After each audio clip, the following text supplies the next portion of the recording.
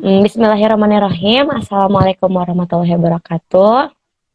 Waalaikumsalam. Alhamdulillahirabbil alamin. Pada hari ini bertepatan tanggal 14 November 2021, saya Yanti Diziani dan juga Budi partner Rahman. saya lah ya, Budi Rahman, yang paling keren pokoknya ya, dan paling ganteng kalau di PG PAUD. Karena memang di PG PAUD kan dulu laki-lakinya cuma 3 ya, ada Pak Budi, ada Hamdan, dan ada Abdul Ghani gitu ya untuk angkatan kita.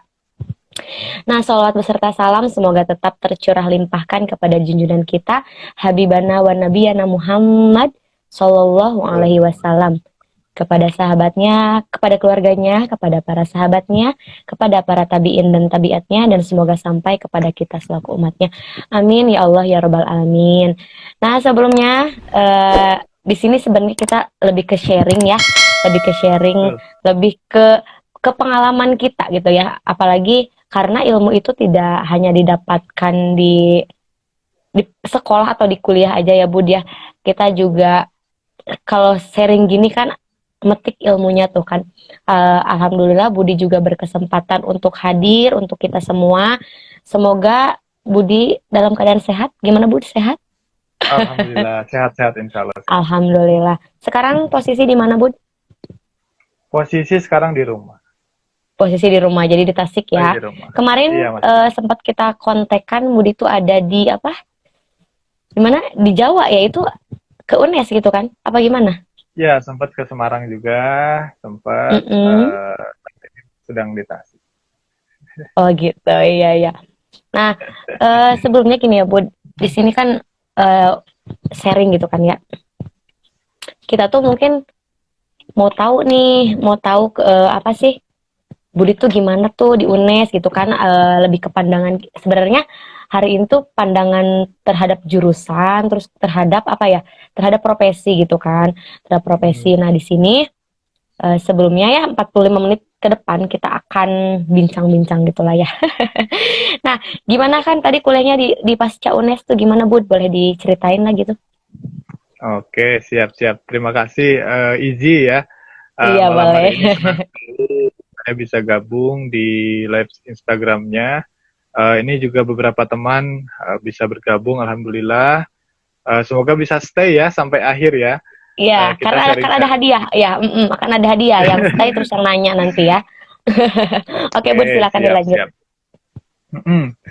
Yang pasti saya senang malam hari ini dan beberapa hal memang kemarin kita sempat diskusi agar ya kita kan sudah sekarang zamannya zaman milenial gitu dan Betul. ilmu tentang PAUD itu tidak hanya untuk orang tua gitu. Jadi untuk generasi milenial juga penting.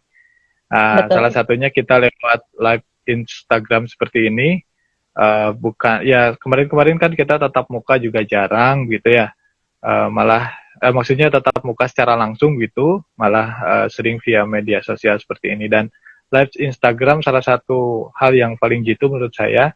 Apalagi nanti mungkin ke depan Izzy ini akan menjadi seorang selebgram yang banyak mengikutnya Ah, ya.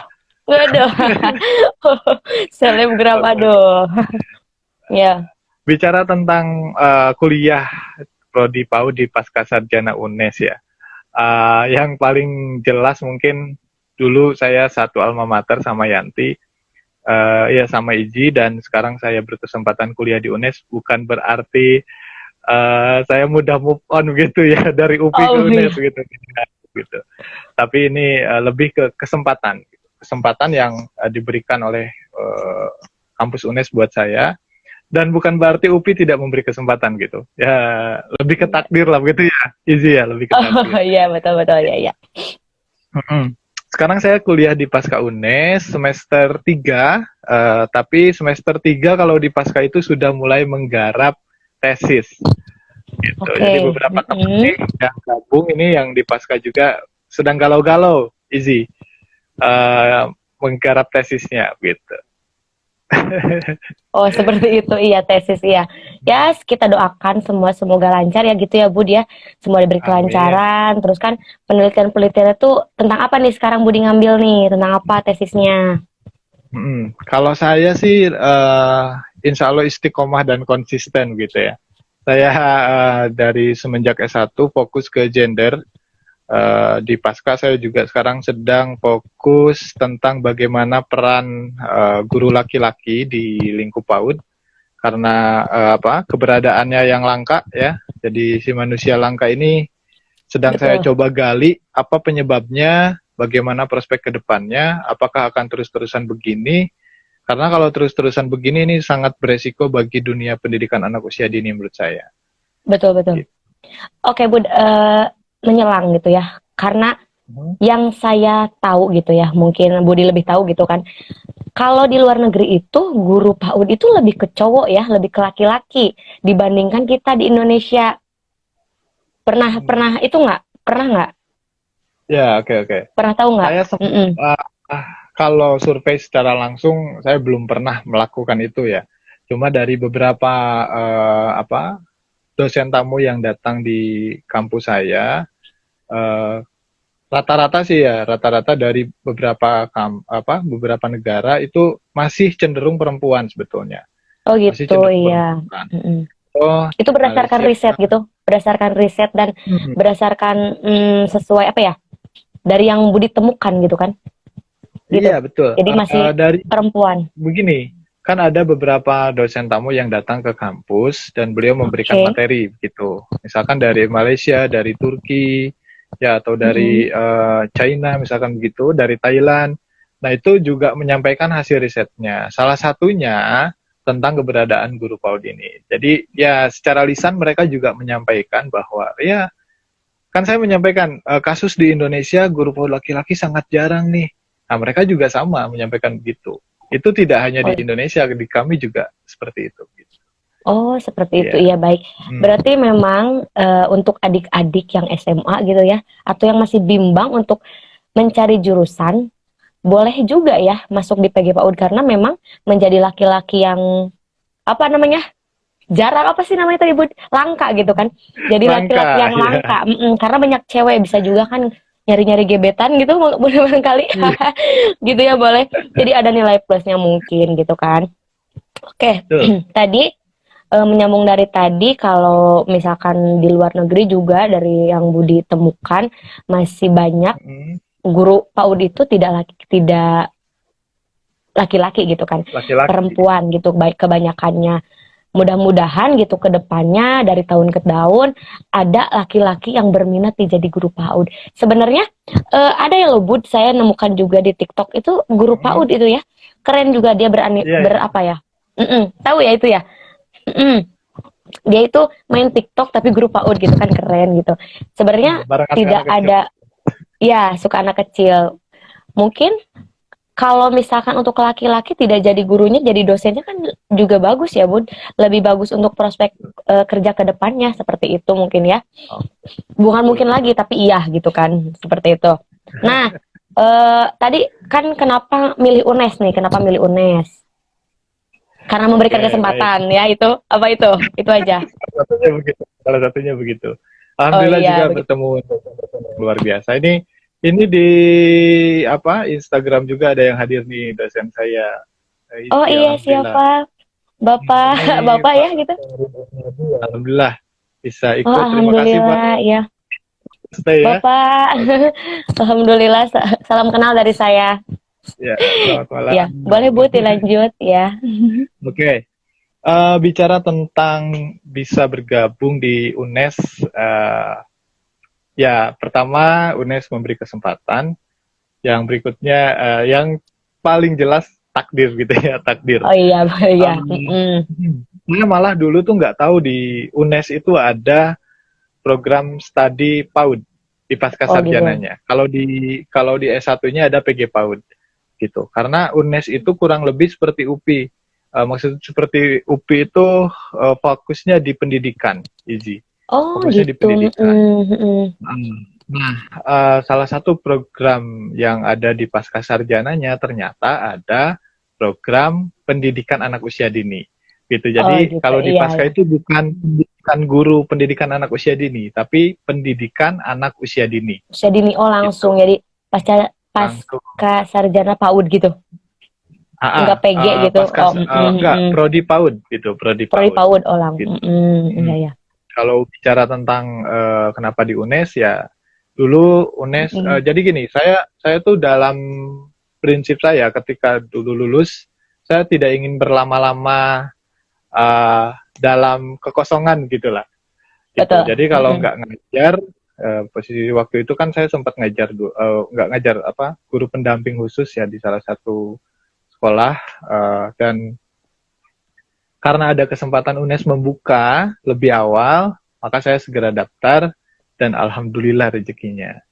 Iya, Gitu. alhamdulillah. Oh ya, Budi juga ini merupakan penerima beasiswa teman-teman ya. Alhamdulillah keren banget nih Pak Budi. Dia itu mendapatkan beasiswa unggulan ya 2020 ya, alhamdulillah ya. Dan juga saya tahu waktu S1-nya Budi itu dapat beasiswa dari Bazma ya. Ya betul ya. Nah, boleh ceritakan nih ya, buat motivasi juga teman-teman gimana nih cara dapat beasiswa supaya teman-teman yang lain juga yang mau kuliah itu kan nggak kayak yang gue nggak punya duit nih misalkan gitu, nggak punya uang lah buat kuliah gitu kan.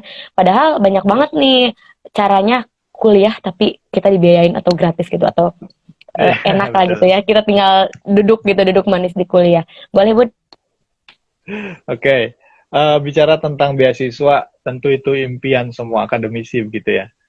Bagi semua mahasiswa inginnya dapat beasiswa, gitu. Tapi bukan berarti yang dapat beasiswa juga lebih keren dari teman-teman kita yang tidak mendapatkan itu.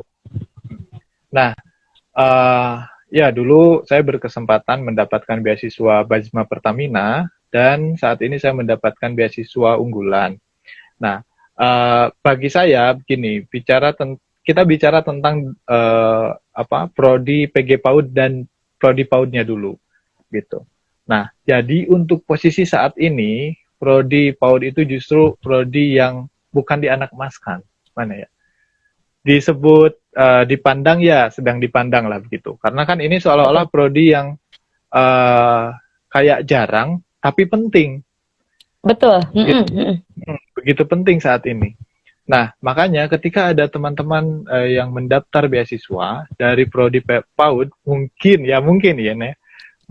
beberapa yang menyeleksi itu tertarik gitu. Oh ini ada dari prodi PAUD ya gitu. Oh iya, iya. Salah satu program studi yang diprioritaskan gitu, yang saya tahu ya dulu, tapi ya PAUD ini urutan pertama atau kedua di beasiswa unggulan ini. Gitu. Jadi gitu, iya. kalau teman-teman tahu dan berusaha, tapi bukan berarti kita ngasal untuk daftarnya begitu ya. Gitu. Dan teman-teman tahu bahwa banyak peluang. Saya kira prodi PAUD ini adalah salah satu yang paling berpeluang untuk mendapatkan beasiswa. Oke. Contoh ya, dulu waktu S1, Bazma Pertamina itu baru masuk ke UPI. Angkatan waktu saya semester 5 apa semester 4 lah, itu baru pertama masuk ke UPI, dan 2 mahasiswa prodi PAUD lah yang mendapatkan kesempatan itu. Iya betul ya. Ya saya tahu. Jadi, sama Emi ya, iya betul. Betul. Jadi kesempatannya sangat luas menurut saya itu ya di program studi PAUD untuk mendapatkan beasiswa. Ya, setiap tahun ada beasiswa unggulan. Cuma perlu saya beritahukan ya, untuk beasiswa unggulan itu sendiri, ketika ingin mendapatkannya, kita harus masuk terlebih dahulu ke universitasnya. Gitu. Oh iya. Kalau bicara tentang finansial, berarti kita harus bayar semester pertama dulu. Gitu. Nanti juga akan keganti kan? Ya, keganti kalau kan? Kalau statusnya masih mahasiswa baru atau masih semester 2, itu statusnya kita mahasiswa baru dan itu digantikan. Tuh, gitu. Oke, keren tuh, iya. Tapi resikonya, kalau misalkan belum berkesempatan mendapatkan beasiswa, kita harus ambil resiko melanjutkan studi dengan biaya mandiri, begitu. Gitu. Dulu juga kita sempat diskusi ya, Bud. Bud, gimana nih kalau misalkan nggak keterima dulu gitu kan? Jadi kita masuk baru nih, jadi nggak bayar gitu kan? Nggak bayar. Dulu pernah kita diskusi itu. Jadi nggak masuk dulu, tapi berarti itu masuknya ke beasiswa LPDP, betul? Betul. Bisa dulu, bisa kan? LPDP itu. Kalau LPDP itu dapat dulu beasiswanya, baru kita mencari universitasnya. Mm-mm. Gitu. Misalkan IZI ini tahun 2020 dapat beasiswa LPDP. Nah, Ya. kalau misalkan awal-awal tahun, berarti misalkan semester genap ada universitas yang membuka, itu IZI bisa langsung daftar. Nah, dengan status sebagai penerima beasiswa LPDP. Atau tahun berikutnya juga masih bisa. Oh Gitu. gitu. Kalau beasiswa Tapi unggulan dapat dulu nya. kalau misalkan beasiswa unggulan, apakah akan diperbarui misalkan sebelum kita masuk universitas? Jadi gitu udah dapat dulu nih, baru kita kuliah gitu. Ada nggak? Apa akan ada gitu nggak? Bakalan ada nggak Banyak gitu yang mas?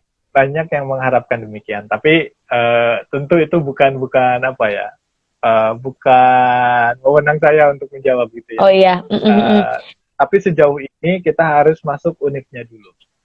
Oh iya. Jadi masuk univ dulu ya teman-teman, masuk univ dulu, baru kita nanti dapat beasiswa misal kalau lulus seleksi, dan nanti biaya kuliahnya pun akan diganti yang kemarin kita udah bayar gitu kan? Betul, Gitu. betul, betul. Mm-mm. Oke. Nah, di sini juga ya, kan Budi udah tadi ngejelasin beasiswa. Terus sering juga nih Bud, alhamdulillah ya sering banyak yang DM saya gitu kan. Bahwasannya gimana nih, masih ada yang bingung anak-anak SMA kayaknya tuh DM udah lihat dari YouTube, lihat dari artikel yang pernah saya buat gitu. Gimana nih teh caranya masuk univ sebelum S2 gitu ya, S1 berarti gitu ya. Nah, gimana nih cara masuknya katanya. Dia tuh kayak masih bingung. Kan boleh deh Budi di-share gitu di sini. Barangkali teman-teman yang sering DM saya itu ada gitu kan. Silakan Bud. Iya, oke. Terkait dengan bagaimana cara masuk universitas, tentu kan masuk univ itu ada masanya, gitu. Mm-mm. Yang dibilang masa itu semacam musiman lah begitu ya. Betul. Biasanya kan itu selepas, kalau dulu kan ujian nasional, gitu ya. Mhm. Nah, selepas itu kan univ itu secara serentak membuka pendaftaran. Nah, untuk masuk univ itu ada dua ya, universitas negeri dan universitas swasta. Nah, beragam cara masuknya. Kalau misalkan univ negeri itu secara serentak biasanya melalui SNMPTN. Iya, oke. Ya, SNMPTN itu yang melalui jalur nilai atau biasa disebut dengan jalur rapot gitu. Ya.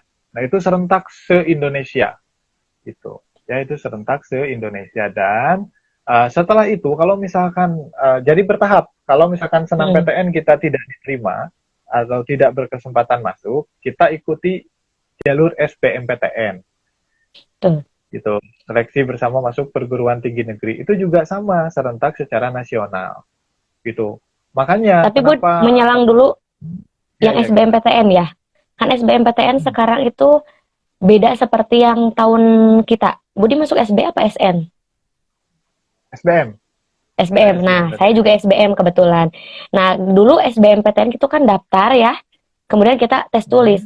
Nah, kalau sekarang itu kayaknya lebih ribet. Apa Budi udah tahu informasi untuk yang sekarang itu bagaimana? Karena yang saya ketahui, sedikit saya ketahui ya, barangkali Budi lebih tahu. Jadi kita itu nilainya berapa, baru kita boleh milih jurusan, boleh milih yang sesuai dengan apa yang kita dapatkan nilainya, Bud. Apa seperti itu? Justru saya baru tahu itu. Mm-mm. Justru saya baru Mm-mm. tahu. Setahu saya kan SBM itu apa? Kita daftarnya ke prodi apapun kan kita bebas itu daftar Nah, iya prodinya. betul. Kita ikutan seleksi secara serentak gitu. Tahu saya sih Nah, itu ya. mungkin. Kalau hal yang barusan saya justru baru tahu itu. Berarti Nah, lebih ribet lagi. boleh di apa ya? Boleh dicari tahu lagi ya, Bud, buat ilmu kedepannya juga, karena kan kita juga harus mengikuti zaman nih, harus tahu SBM kita Betul kan betul. tahun 2015 mungkin ya. 2015 ya. 2015 sekarang kan udah 2021 gitu. Informasi itu kayaknya penting loh buat teman-teman kita gitu kan, Betul. untuk kita ngasih informasi karena supaya mereka juga nggak ikut kebingungan seperti itu ya Bun. Boleh dilanjut dari SBMPTN lanjut ke. Nah, setelah SBMPTN baru ada yang namanya seleksi mandiri. Itu yang dilaksanakan oleh universitasnya masing-masing gitu. Kalau SBMPTN kita ikut seleksi, misalkan saya mendapatkan kartu ujian yang tempat seleksinya di salah satu sekolah SMP misalnya begitu.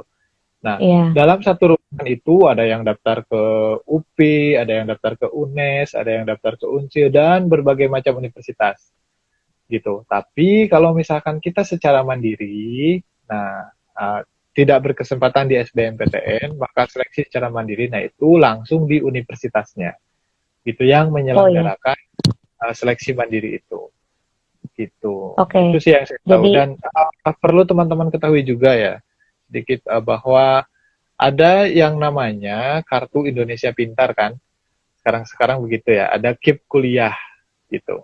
oh gitu. Nah, Iya, iya, iya, saya tahu. teman-teman ketahui. Jadi peluang untuk begini, banyak teman-teman kita yang mengeluhkan gitu untuk melanjutkan ke perguruan tinggi dari perihal biaya gitu. Betul. Nah, Betul, betul uh, sekali. ya memang tidak semua orang berkesempatan mendapatkan beasiswa itu, tapi setidaknya kita mencoba terlebih dahulu bahwa pemerintah itu sudah menyiapkan salah satunya program Kartu Indonesia Pintar Kuliah gitu, KIP kuliah gitu. Jadi itu dari awal sampai akhir seperti bidik misi lah gitu. Bidik misi, oke. Oh iya, Bud. Gitu. Terus jangan takut juga karena memang beasiswa itu banyak sekali. Seperti kan BU itu bisa ya untuk jenjang S1 gitu kan bisa. Kemudian Betul. Bazma, bidik misi, sekarang kan ada KIP kuliah.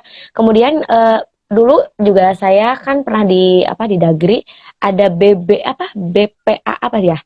Yang itu. BPPA Dari BNI terus ya, banyak juga banyak sih banyak. sebenarnya lebih Betul. banyak kesempatan kalau kita mau yang cuma ribetnya sih seperti kayak memberikan persyaratan-persyaratan dan memang setiap beasiswa itu banyak persyaratan gitu karena ada juga Betul. misalkan Horeamil misalkan ya Horeamil persyaratan Anda banyak kadang ada yang gitu juga sebenarnya kalau misalkan persyaratan itu bisa lengkap dan sesuai gitu pasti kan akan keterima gak kan Budi seperti itu.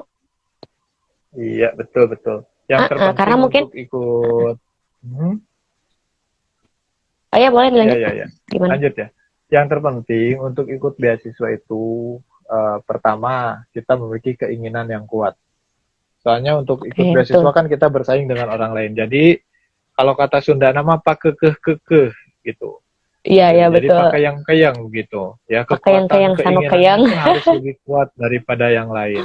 Nah, lalu Iya, yang berikutnya kita harus mau riweh gitu. Karena betul. kan Riweuh ku persyaratannya tuh persyaratan gitunya. kita harus datang ke kelurahan, kita harus datang ke kecamatan, ke RT, ke RW dan lain sebagainya.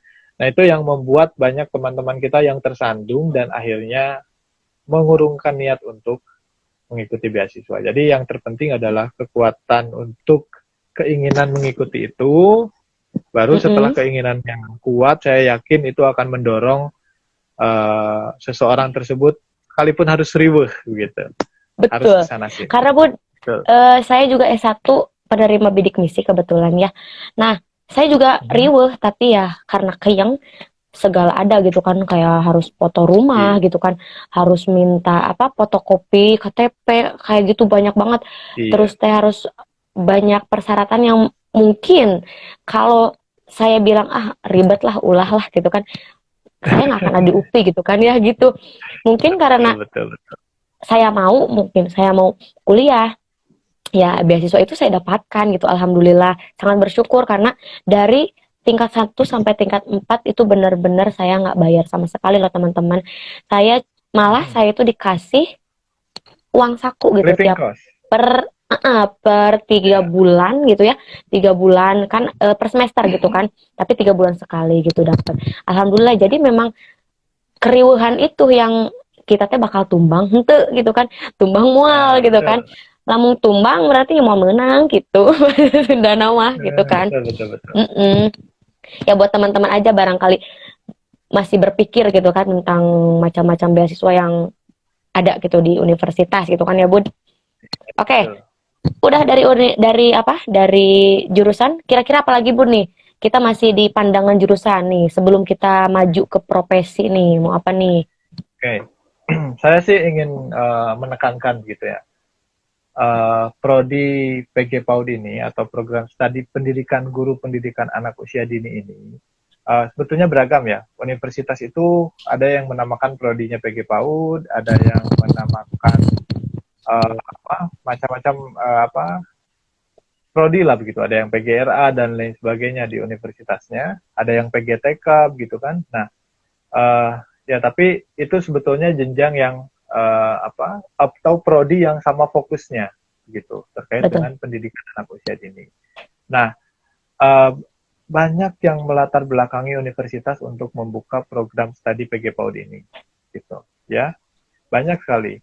Ya, itu sih kembali ke setiap universitasnya masing-masing ya. Soal kenapa mereka membuka program studi PG PAUD. Yang jelas buat saya, dengan adanya program studi PG PAUD ini akan menghasilkan, gitu ya, akan menghasilkan guru-guru yang sesuai dengan kualifikasi, gitu. Betul. Ya, kan dijelaskan ya di dalam undang-undang bahwa guru PAUD itu yaitu guru yang memiliki ijazah S1 atau D4 ya, dengan program studi pendidikan anak usia dini atau sejenis ataupun di bidang psikologi.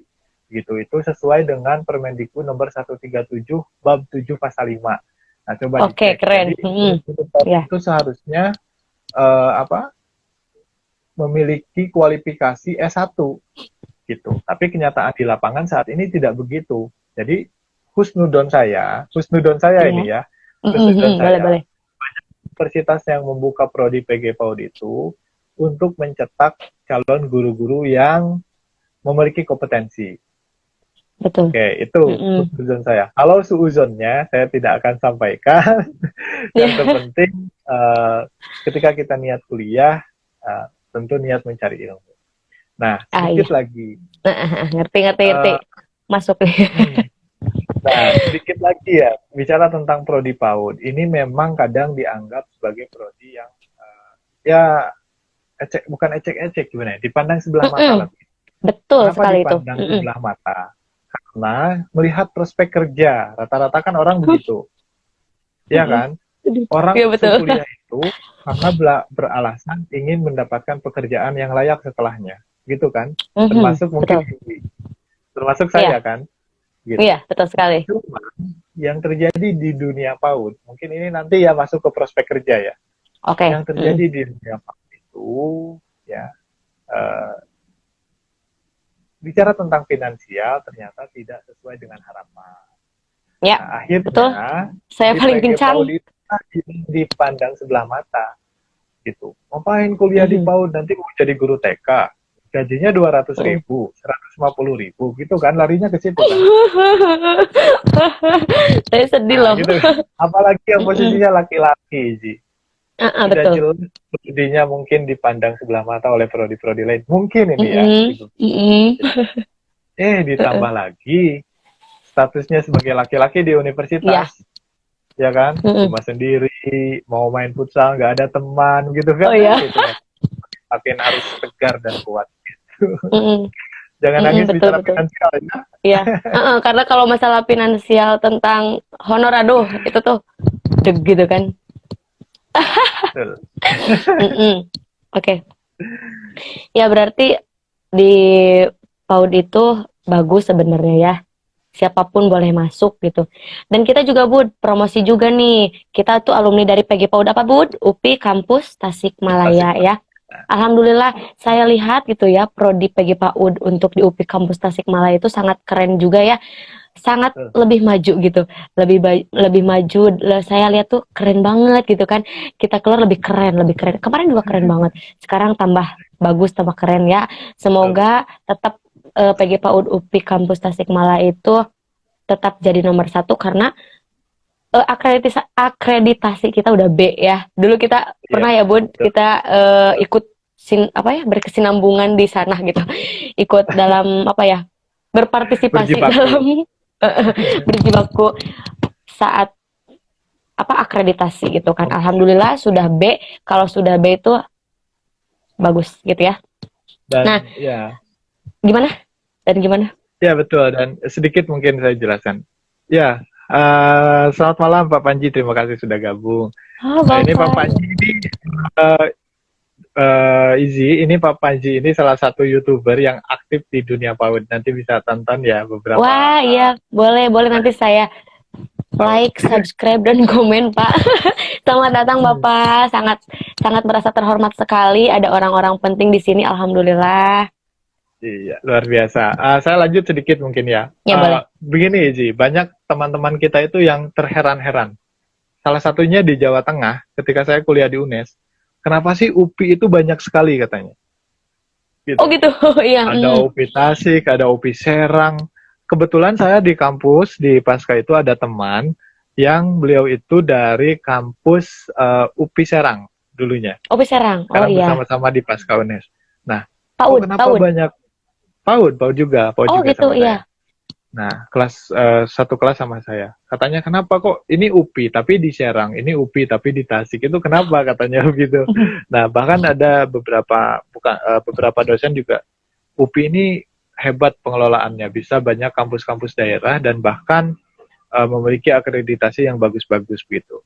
Nah, jadi ya perlu teman-teman ketahui yang hadir di sini bahwa UPI itu memang memiliki kampus daerah gitu. Betul. Ya. Jadi kita ketahui ada 5 kampus daerah.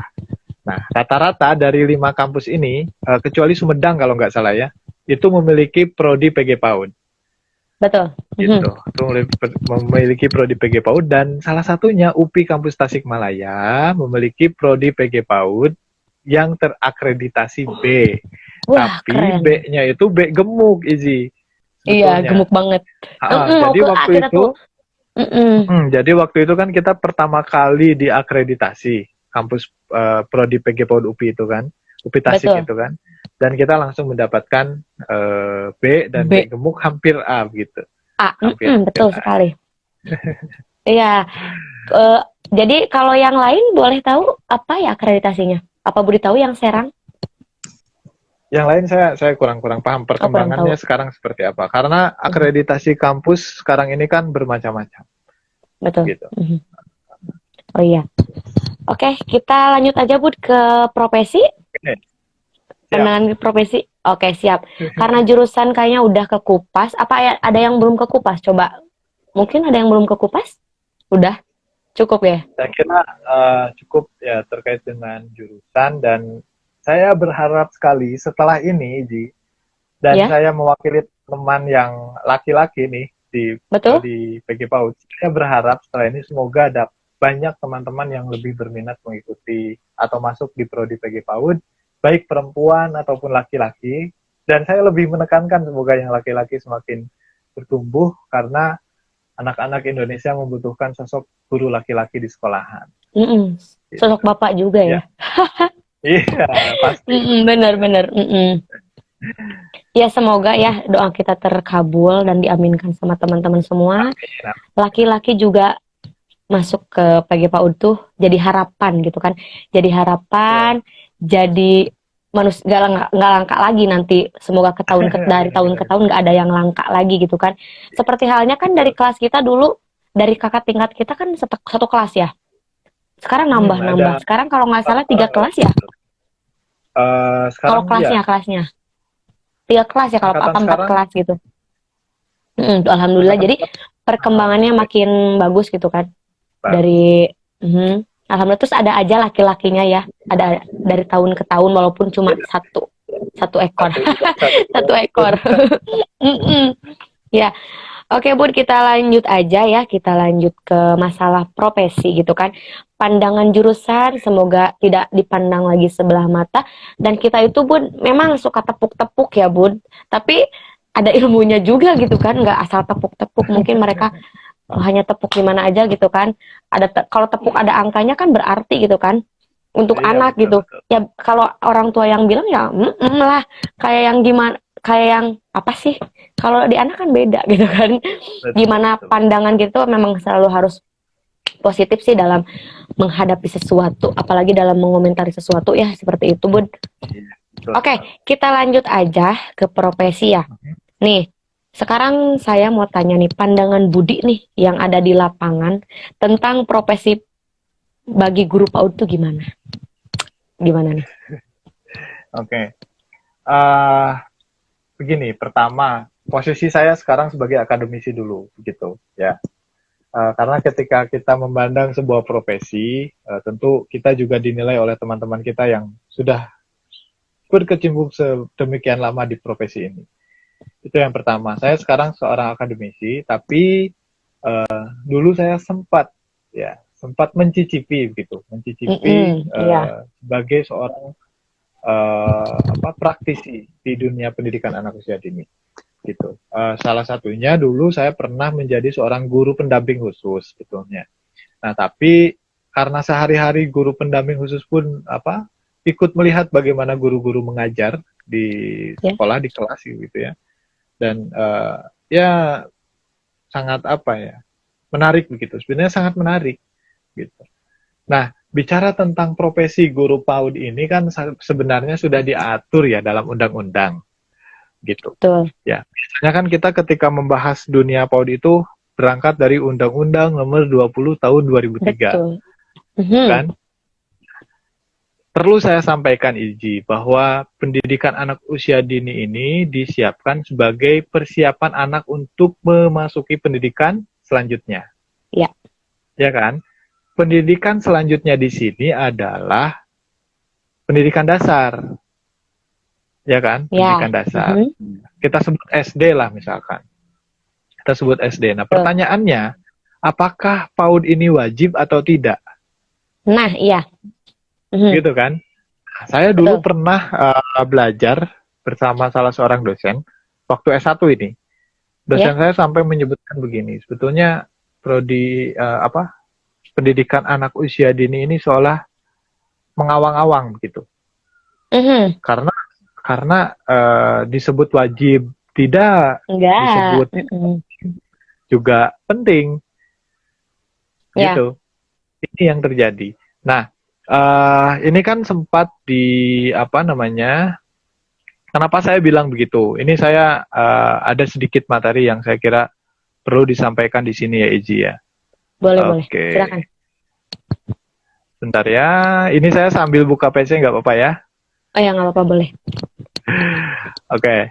Nah, sebentar. Nah, ini dia. Permendikbud nomor 137 tahun 2014 bab 7 pasal 24. Nah, pendidikan anak usia dini terdiri atas, nah ini dia kan, guru PAUD, guru pendamping, dan guru pendamping muda. Itu yang diatur Betul. di undang-undangnya. Gitu. Nah, dan kualifikasinya itu disebutkan dalam bab 7 pasal 25 butir A. Nah, itu disebutkan bahwa guru PAUD itu kualifikasinya harus S1 atau S1. D4. Betul. Gitu. Yang terjadi sekarang di lapangan seperti apa? Iya. Nah, tapi kembali lagi, apakah kita perlu menyalahkan keadaan yang sekarang? Ya kan? Saya kira tidak. Gitu. Kenapa saya bilang tidak? Karena bicara tentang profesi, orang-orang itu, ya salah satunya bicara tentang kesejahteraan. Kita, maksud saya begini, kita tidak bukan munafik begitu ya. Bicara tentang Betul. finansial itu kan salah satu hal yang tidak bisa dihindarkan dalam kehidupan gitu kan. Iya. Nah, dan itu salah satu alasan mungkin ya, kenapa gender dengan gender laki-laki itu masih kurang di PAUD. Karena posisi... Saya laki-laki Oke, kan kepala rumah tangga. Ya, laki kepala rumah tangga. Masa gajinya 200.000 cukup buat apa nih? Gitu kan kali ya, kalau ada yang mertua gitu misalkan yang bilang gitu. Itu dia. Ya, terus lanjut. Gitu, mau bagaimana. Nah, makanya saya tidak akan menyalahkan posisi sekarang tuh begitu. Kenapa kok guru-gurunya kualifikasinya masih ada yang SMA, mungkin ada yang SMP begitu kan. Nah, tapi itu tadi gitu. Untuk menjawab semua ini harus ada keseimbangan gitu. Ya, kita bekerja, tapi dalam hal profesi guru itu kan profesi yang berangkat dari hati ya, memanusiakan manusia gitu kan. Nah, ya, tapi itu dia, kita juga tidak bisa dihindarkan dari segi finansial karena kita hidup. Betul sekali. Ada kan salah satu dosen di salah satu unit yang bilang emang ketika bicara uang itu seolah-olah munafik gitu kan. Betul. Begitu. Nah, perlu saya tekankan lagi juga Iji ya. Kenapa saya tadi bilang PAUD itu seolah-olah wajib nggak sih gitu? Ya. ya kan? Nah, saya menemukan nih di Undang-Undang Nomor 20 Tahun 2003, bab 5 pasal 28 butir 2. Ini nggak apa-apa ya, Oke. saya agak Iya boleh, nggak agak apa-apa. angkat undang-undang sedikit. Nah, Iya, karena ilmu bagus. sorry.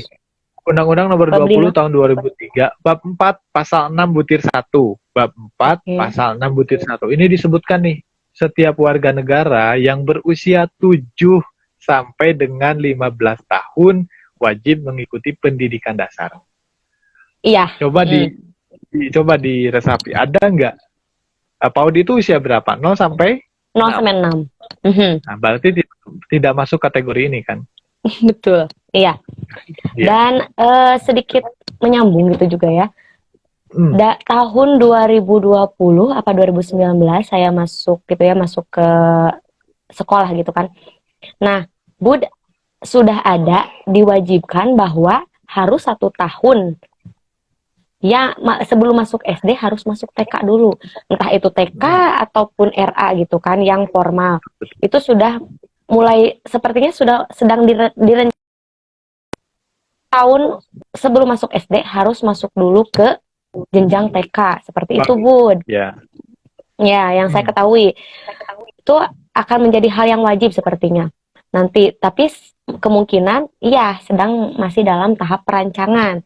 Karena sudah ada hawar, kalau bahasa Sunda ada hawar seperti itu. 1 tahun itu udah wajib gitu, Bud. Gitu kemarin saya mendengar, tapi nggak tahu sekarang belum ada lagi tindak lanjut dan belum ada follow up-nya seperti apa. Semoga saja ya, kalau memang diwajibkan ya alhamdulillah, berarti harus masuk undang-undang juga mungkin ya.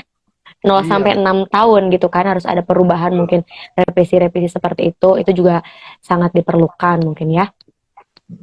Nah, kemudian juga ya Bud, dari masalah finansial gitu kan, apalagi seorang laki-laki gitu. Laki-laki gaji 200.000 cukup buat apa? Perempuan juga gitu. Kalau misalkan gaji 100.000, lipstick aja udah 50.000.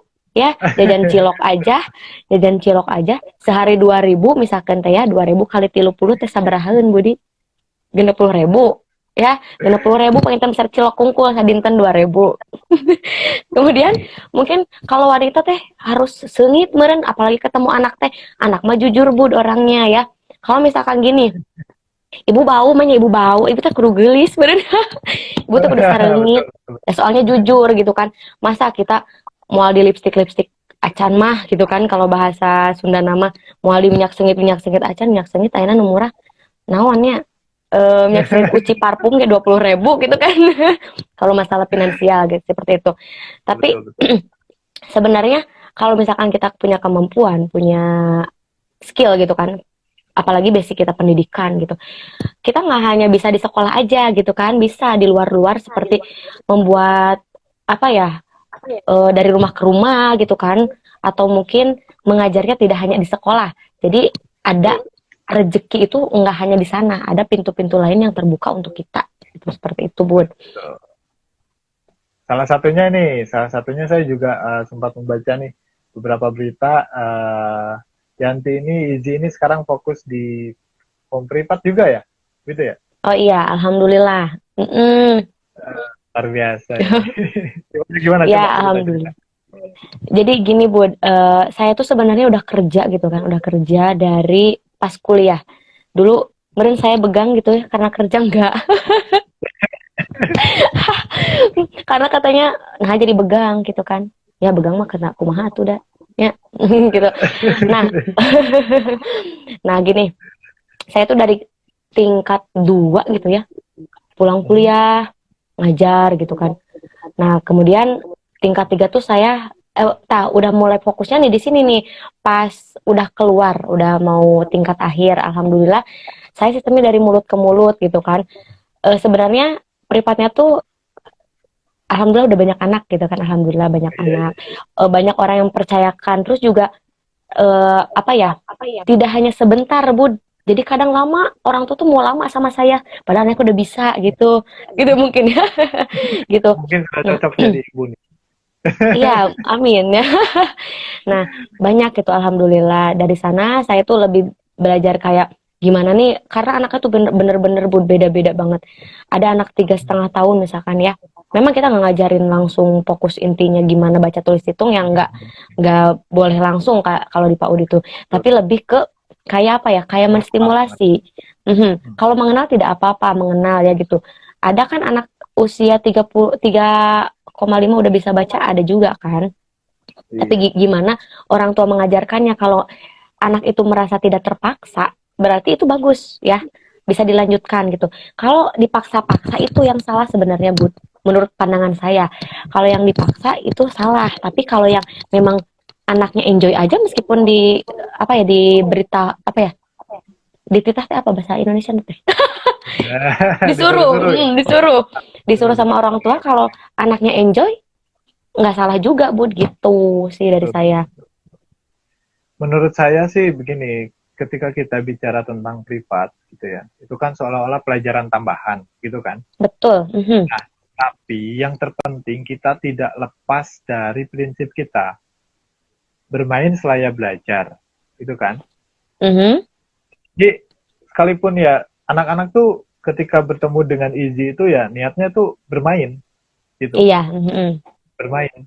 Di samping itu tanpa disadari oleh anak, Izzy memberikan beberapa permainan yang justru menstimulus perkembangan kognitifnya, menstimulus perkembangan motoriknya, misalkan begitu.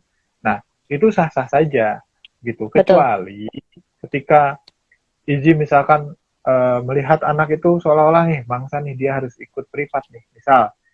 Nah, dan ketika di privat itu belajar 1+1, 2+2, angka 1 itu seperti ini, harus tulisnya dari atas dulu ke bawah dan lain sebagainya. Nah, itu yang di luar jalur menurut saya. Tapi ketika happy, tawa-ketawa gitu kan, dia bergerak sambil bernyanyi dan lain sebagainya, itu sah-sah saja. Yang terpenting juga tidak merampas anak dengan dunia sosialnya.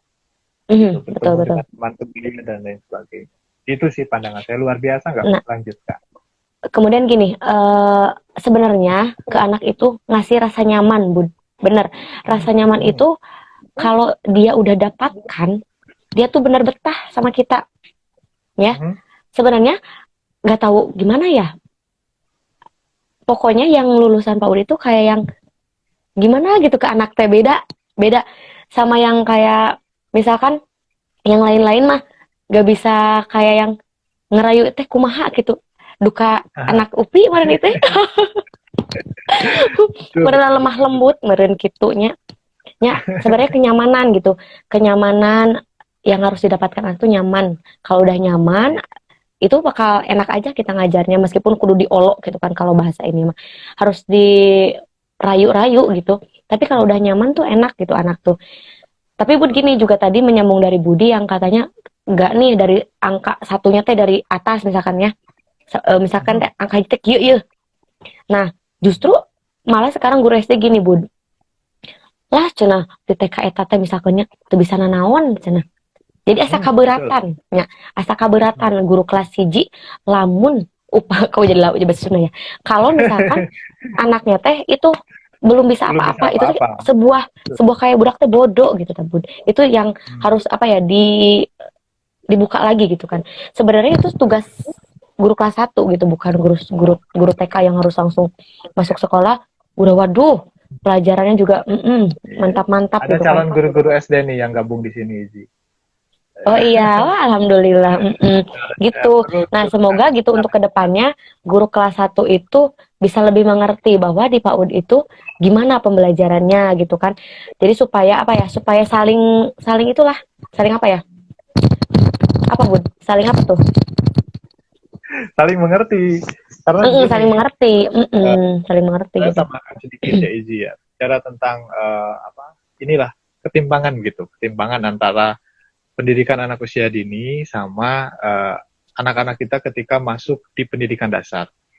Nah, SD itu kan ada yang disebut dengan kelas rendah, gitu kan? Ada yang disebut dengan kelas tinggi, gitu. Nah, bicara tentang kelas rendah, sebetulnya ketika kita memahami tentang arti anak usia dini, kategorinya kan usia 0 sampai dengan 6 tahun. 6 tahun. Itu di negara kita, gitu kan? Itu di negara kita. Ketika kita melihat hasil penelitian yang dilakukan di beberapa negara, itu kan anak usia dini itu berada dalam rentang 0 sampai dengan 8 tahun. Nah, berarti di Indonesia usia 0 sampai dengan 8 tahun itu ketika anak usia 7 dan 8 itu berarti sedang di kelas 1 dan Kelas kelas 1 2. dan 2. Nah, itu artinya anak juga perkembangan otaknya tuh masih sangat bagus gitu. Iya. Ya kan, 80% tuh kan perkembangan otak anak usia dini itu kan sangat kuat sekali. Nah, kembali Bisa ke yang golden tadi. age. Yang salah itu bukan anaknya. Anak ini nggak bisa apa-apa karena sekolah di sekolah A. Anak ini misalkan nggak tahu huruf A kecil itu seperti apa, A besar itu seperti apa misal. Iya kan? Nah, kenapa terjadi demikian? Saya kira tingkat pemahamannya itu tadi. Gitu. Jadi saya tekankan di sini bicara tentang anak usia dini itu pekerjaannya kita itu adalah menstimulus, gitu kan? Menstimulus 6 aspek perkembangan yang ada dalam diri anak. Gitu. Jadi ketika anak-anak kita masuk SD kelas 1 atau kelas 1 itu belum bisa angka 1, belum bisa huruf seperti itu, tidak untuk menyalahkan dia di sekolah mana dulunya. Gitu. Ya, tapi itu dialah kita harus sama-sama sharing, tidak saling menyalahkan di posisi ini. Betul. Gitu. Ya. Nah, yang penting prinsipnya tadi bahwa anak usia kelas 1 dan kelas 2 SD itu masih dalam kategori anak usia dini. Gitu. Jadi sangat memungkinkan untuk distimulus agar perkembangannya itu lebih optimal. Gitu. Ya. Itu sih input saya. Kemudian gini, untuk di SD gitu kan ya, di SD. Sekarang yang sudah TK atau yang sudah masuk RATK gitu, itu tuh udah pada bisa, udah jago-jago sekarang loh. Yang saya pandang di lapang paling beberapa persen yang belum bisa gitu kan.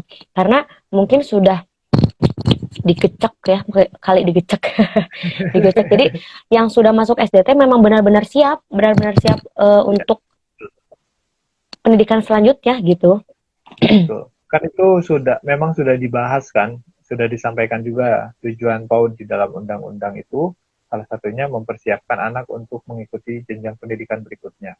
Nah, cuma begini kan, dunia PAUD itu kan terbagi ke dalam 3 kategori kan, formal, non formal, dan informal. Tiga-tiganya sah-sah saja sebetulnya.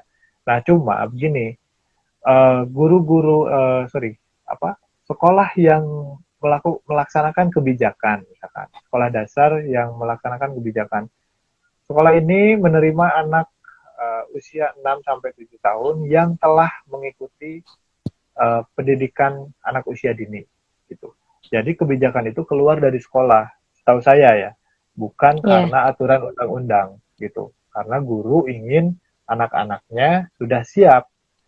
Nah, gitu. Jadi sekalipun tidak diatur oleh pemerintah, sekolah dasar ini sebetulnya mungkin sudah berinisiatif agar anak-anaknya mempersiapkan diri yaitu di pendidikan anak usia dini. Maka itu menjadi syarat agar dia bisa masuk. Nah, itu tadi Ji ya. Ketika dia mengikuti pendidikan formal, non formal, dan informal di pendidikan anak usia dini, saya kira anak lebih siap mengikuti jenjang pendidikan berikutnya. Gitu. Betul. Selain itu kan segala aspek perkembangannya, 6 aspek perkembangannya dari nilai agama moral, sosial emosional, terus kan kognitif, bahasa, fisik motorik, dan seni sudah matang gitu kan. Bukan memang di PAUD itu mewarnai, tapi kan mewarnai juga ada fisik motoriknya, ada seninya. Maksudnya dari PAUD itu kesana gitu kan, bukan hanya naon sih gitu kan, naon sih cuma mewarnai, padahal itu melatih anak ya, motorik itu sangat perlu gitu kan, supaya antara koordinasi tangan kanan dan tangan kiri itu berjalan dengan baik, itu berjalan dengan sesuai dengan perkembangannya, sesuai dengan usianya, seperti itu ya Bud. Betul. Wah Bud, tidak terasa juga ya sudah jam 8 gitu. Ya, betul. Gimana Budi, sibuk? Masih sibuk? Gimana? Ya, paling malam ini sengaja diluangkan untuk ini. Oh iya, alhamdulillah, terima kasih sekali, saya ucapkan sangat terhormat sekali saya ya bisa ngobrol bareng Budi di sini gitu, berbagi sama teman-teman gitu kan. Alhamdulillah gitu Bud, terima kasih atas waktunya gitu saya ucapkan. Nah, Bud, 10 menit lagi ya, boleh 10 menit lagi? Oke, siap. Oke. Siap. Oke, 10 menit lagi Nah, nah kan nanti ini juga nggak apa-apa ya, ini makin berkurang nggak apa-apa. Nanti juga kita bisa share di IGTV supaya teman-teman yang lain juga bisa lihat ya Bud ya. Karena Betul. ilmunya bisa didapatkan gitu kan untuk yang lainnya gitu.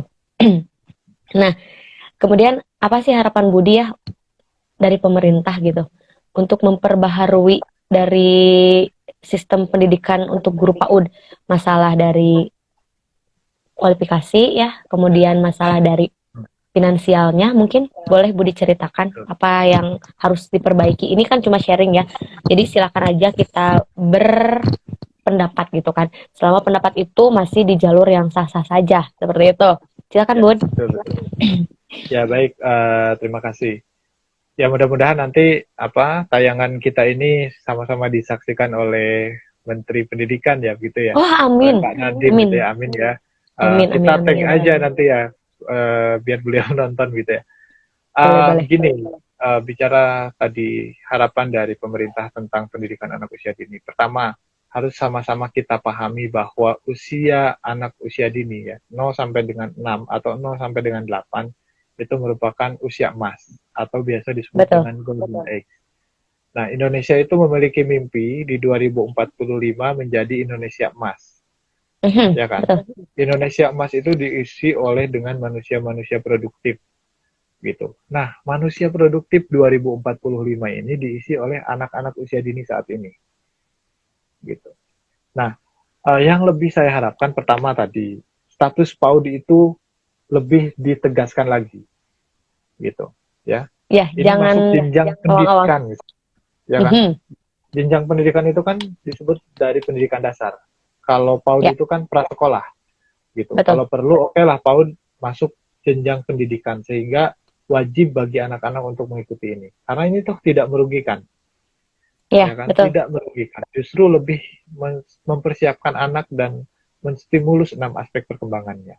Itu, ya. Yang kedua, tolong diperhatikan kesejahteraan guru-gurunya, gitu. Betul, Ya Bapak. kan? Karena kalau bicara tentang status, ya, profesi guru PAUD itu sama disebutkan dalam undang-undangnya itu sebagai guru, Iya. gitu. Mhm. Nah, itu adalah guru sama dengan guru SD, sama dengan guru SMP, sama dengan guru-guru lainnya, gitu. Guru Iya, PAUD itu adalah guru, gitu. Digugu, ditiru, gitu, ya betul. kan? Nah, maka harus sama-sama diperhatikan. Contoh, misal, dulu kita sama-sama lulus nih 2019, dan kita sama-sama menemukan kesedihan yang dirasakan secara massal bagi prodi PAUD. Betul. Nah, Sangat masal. ketika Heeh. jurusan-jurusan lain itu justru membuka calon pegawai negeri sipil sebegitu banyaknya, ya Iya. kan? Formasi di Hmm. mana-mana, berantakan di mana-mana banyak. Iya, suka Tapi sedih ya. itu oh nihil ternyata, ya kan? Hmm. Hmm. Sedih kan? Makanya nggak salah ketika orang-orang PAUD itu bertanya kita mau kemana setelah lulus, Heeh, gitu kan? betul. Nah, itu satu. Contoh lagi sekarang musim-musim P3K misalkan, ya kan? Masa harus viral dulu, harus nangis dulu ya kan? Baru Mhm, mhm. ibu saya angkat jadi pegawai P3K, ya kan? Masa semua guru PAUD harus begitu dulu? Terus Enggak kan? gitu. Mhm. Gitu. Nah, makanya saya harap ke depan justru ada para akademisi PAUD yang lulus ini nanti aktif di Mendikbud misalnya atau di DPR misalnya sebagai orang-orang yang mengusung tentang pentingnya dunia PAUD. Itu sih. Soal finansial saya yakin mengikuti. Ketika pendidikannya berkembang, diperhatikan, saya kira finansialnya pun akan lebih diperhatikan lagi. Itu sih menurut saya. Ya. Terus juga perlu digarisbawahi bukan karena kita pengen gaji gede gitu kan, tapi itu Betul, juga sesuatu kebutuhan bagi kita ya Bud, karena betul. sekarang itu zaman seperti ini kita kalau dipikir-pikir mah tercekap gitu kan, nggak apa ya, nggak cukup gitu, bukan kita ngerasa nggak cukup gitu kan, tapi perlu juga ada penghargaan loh untuk guru gitu kan, guru PAUD Bukan tidak khususnya bersalah. karena Ya. karena mereka itu selain mengajar, Budi, kalau Budi mau tahu saya di lapangan gitu, banyak Hmm. administrasi-administrasi yang perlu dikerjakan gitu kan.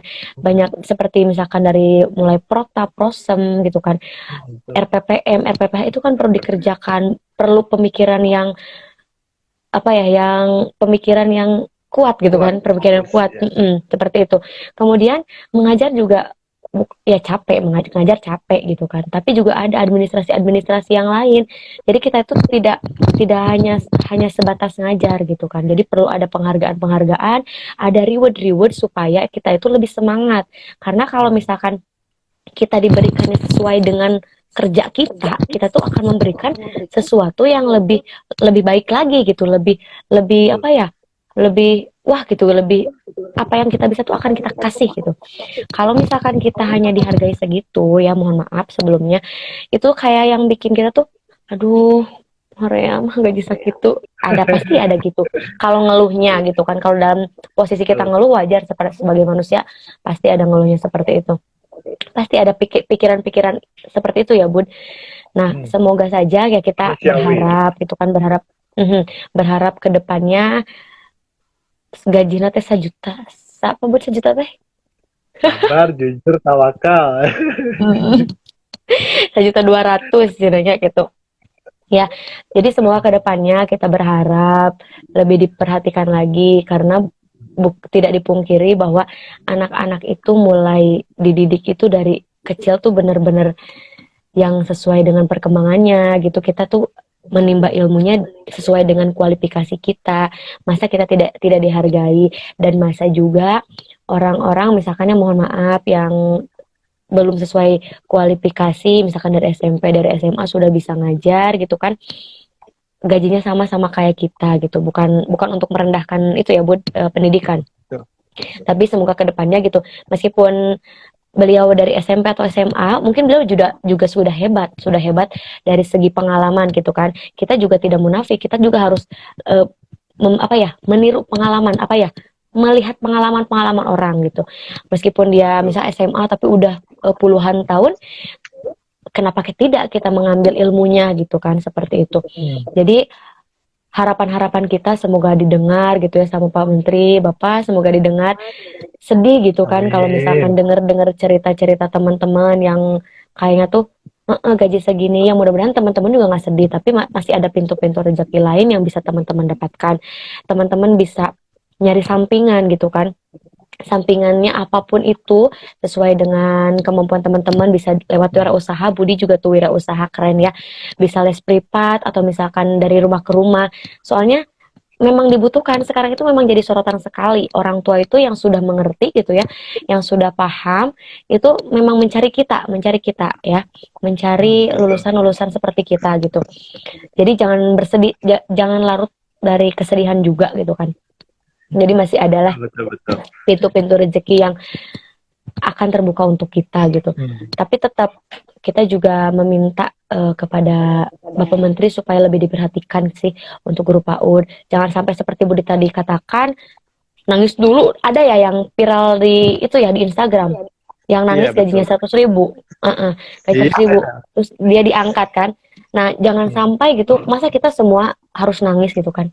Nangis gitu Terus viral semuanya dulu ya. gitu. Harus Harus viral viral dulu dulu. baru seperti itu. Kalau viral gitu gimana? Berarti the power of media sosial ya. Semoga Yes. saja apa yang kita lakukan the power of media sosial juga gitu, bisa menjadi sebuah perubahan gitu kan, agen perubahan gitu kan Bud. Mudah-mudahan kedepannya kita juga bisa sharing-sharing lagi gitu Bud ya, tentang pendidikan anak usia dini ini gitu, karena memang Tentu harus. ilmu itu kan ya, kita sharing gini juga ilmunya wah alhamdulillah gitu kan, banyak sekali yang kita dapatkan. Nah mungkin Budi ada yang mau ditambahkan sebelum kita menutup sesi bincang-bincang kali ini? Iya, siap. Terakhir mungkin ya sedikit menambahkan yang tadi. Bicara tentang guru, tentu bicara tentang panggilan hati sebetulnya. Karena mengajar itu kan berangkat dari keikhlasan gitu kan. Ketika kita mengajar dengan ikhlas, insya Allah ilmunya akan sampai kepada anak didik kita. Amin. Gitu. Amin. Nah, tapi memang terlepas dari itu semua, kita adalah makhluk hidup yang harus dihidupi, gitu. Iya. Ya. Dan penghidupan itu salah satu di dunia fana ini dengan finansial gitu. Jadi Betul. ya ketika guru PAUD bicara tentang finansial dan bahkan guru-guru lain bicara tentang finansial, tolong jangan disudutkan gitu. Jangan Betul. dicap bahwa kamu guru mata duitan, tidak seperti itu gitu. Nah, terakhir mungkin sedikit tadi tentang kenapa sih gaji guru PAUD kecil misalkan. Salah satunya Iji ya, yang saya ketahui ini. Ternyata urusan tentang dunia pendidikan anak usia dini ini oleh pemerintah pusat itu dilimpahkan ke pemerintah daerah. Oh, Gitu. Ya, ini Undang-Undang Nomor 23 Tahun 2014. Nah, saya bacakan sedikit ya. boleh, boleh. Pengelolaan pendidikan dasar, pendidikan anak usia dini, dan pendidikan non-formal menjadi kewenangan daerah, kabupaten, atau kota. Nah, salah satu contoh kasus nih, saya baca di salah satu kabar berita dan ini dimuat dalam jurnal. Insentif yang diberikan dari pemerintah ini disediakan 2,4 juta setahun atau setara dengan 200.000 per bulan untuk 50 guru PAUD gitu. Nah, berarti tapi mungkin itu untuk negeri ya, karena swasta. Nah, itu ya untuk negeri kan.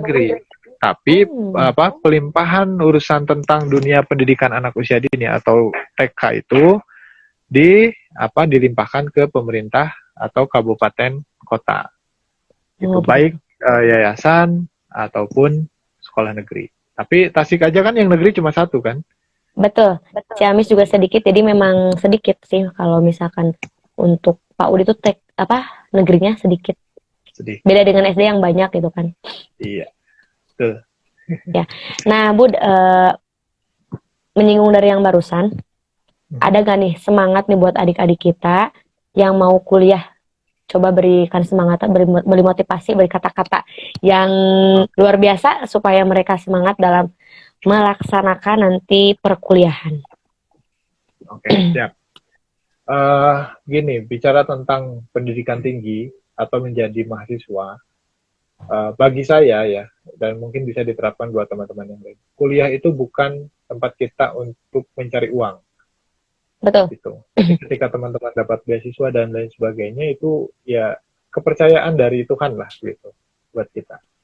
Nah, tapi di posisi sekarang, zaman sekarang, tuntutan zaman saat ini, maaf ya dalam tanda kutip nih, ketika kita tidak melanjutkan pendidikan ke pendidikan yang jenjangnya lebih tinggi, ya mungkin karir dan prospek kerja, kecuali berwirausaha ya, ini juga semakin menipis.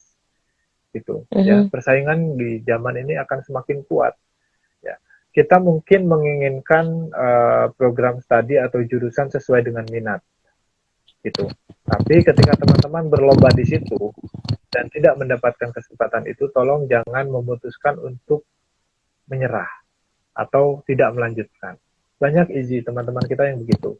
Jurusannya ingin A misalkan, karena dia tidak masuk atau tidak diterima, akhirnya dia memutuskan untuk tidak melanjutkan kuliah. Nah, saya kira pendidikan tinggi adalah era yang akan menjawab bagi keadaan Indonesia ke depan, akan menghasilkan individu-individu yang lebih berkualitas. Salah satunya adalah pendidikan anak usia dini. Itu sih menurut saya. Jadi tetap semangat. Saya mengerti mungkin kondisi keuangan dan beberapa hal yang melatar belakangi teman-teman. Saya berhenti di SMA saja atau di SMK saja. Banyak yang melatar belakangi. Tapi saya mendoakan semoga teman-teman kuat, memiliki keinginan yang tinggi untuk tetap mengenyam pendidikan yang lebih tinggi. Itu sih dari saya, Iji. Oke, alhamdulillah ya, ternyata sangat semoga kita teman-teman semua dapat termotivasi gitu oleh kita ya, dan semoga juga tidak menjadi halangan finansial, tidak menjadi halangan kita untuk masuk perguruan tinggi negeri. Kemudian juga finansial tidak menghalangi kita untuk tetap bekerja gitu kan ya. Semoga, karena rezeki memang sudah ada yang mengatur, tidak usah takut karena ada yang maha kaya gitu kan. Ada Allah yang maha kaya yang sudah mengatur rezeki kita. Mudah-mudahan Budi sehat ya, saya sehat, dan teman-teman semua ada dalam keadaan sehat dan selalu diberikan keselamatan dimanapun kita berada. Budi, alhamdulillah sudah selesai gitu ya acara kita kali ini. Semoga di lain waktu Budi bisa lagi berbincang dengan saya, kita berbagi informasi lagi, sharing-sharing lagi ya. Mudah-mudahan ada waktu gitu kan Budi ya. Saya sedikit menarik kesimpulan bahwa bagi PAUD itu sedikit laki-lakinya, yuk gitu kan. Untuk laki-laki yang mau lagi bingung jurusan, boleh deh kita masuk PG PAUD gitu kan. Nah, kemudian juga tetap semangat gitu dari Budi juga ya, tetap semangat, jangan jadi halangan juga. Tadi kan finansial jangan jadi halangan untuk apapun itu. Nah, saya sekali lagi mengucapkan terima kasih banyak kepada Budi yang sudah menyempatkan untuk hadir di tengah-tengah kesibukannya. Semoga kedepannya Budi lancar tesisnya ya, saya doakan, teman-teman Amin, juga amin, doakan amin. semoga lancar. Kemudian juga kuliahnya tuh lancar, cepat lulus juga ya Bud. Cepat Amin, nikah. amin. Amin, amin. Ya amin. Nah, Amin. kita tutup aja ya Bud. Kita tutup Ya, aja. Terima kasih sekali Budi, terima kasih. Terus terima kasih udah sama-sama. ngajak Terima kasih. teman-teman, terima kasih teman-teman yang udah berkesempatan hadir di sini gitu kan. Terima kasih banyak dari awal sampai akhir kita sudah berbicara hampir 1 jam lebih lah sedikit ya Bud. Alhamdulillah. Alhamdulillah amin. Budi, terima kasih. Assalamualaikum warahmatullahi wabarakatuh. Yuk, Waalaikumsalam warahmatullahi wabarakatuh. Terima kasih teman-teman ya. semua. Terima kasih ya.